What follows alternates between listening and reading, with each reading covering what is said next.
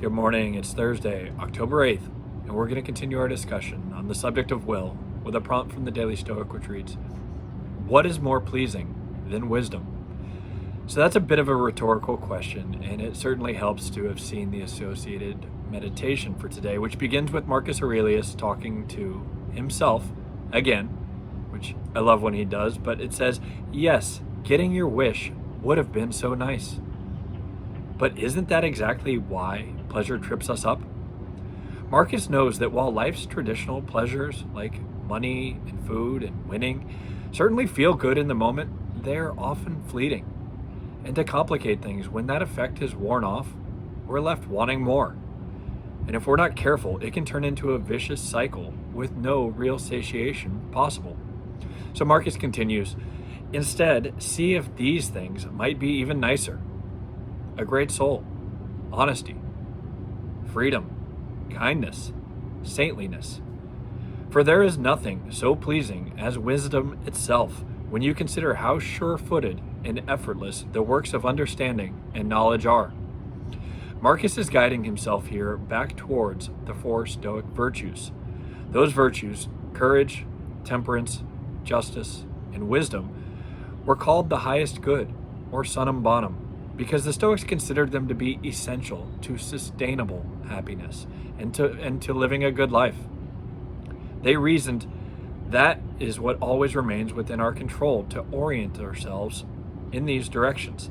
We have the ability to take ownership, and that in and of itself feels really good.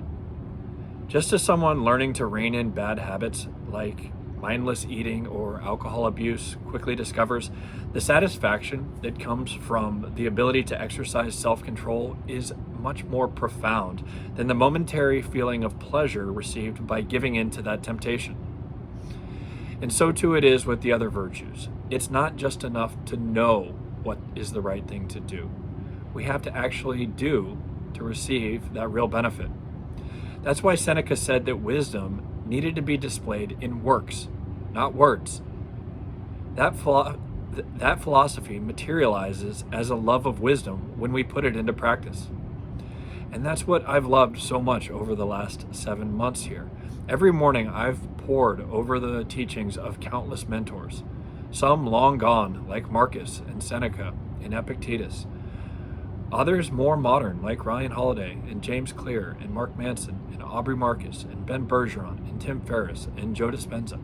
And from that base, I've looked for ways to implement their guidance into my own life, knowing that through the application and observation, it would provide me with something new and hopefully useful to share with all of you. Some of that experimentation would eventually get adopted into my own daily practice, and I hope the same for you.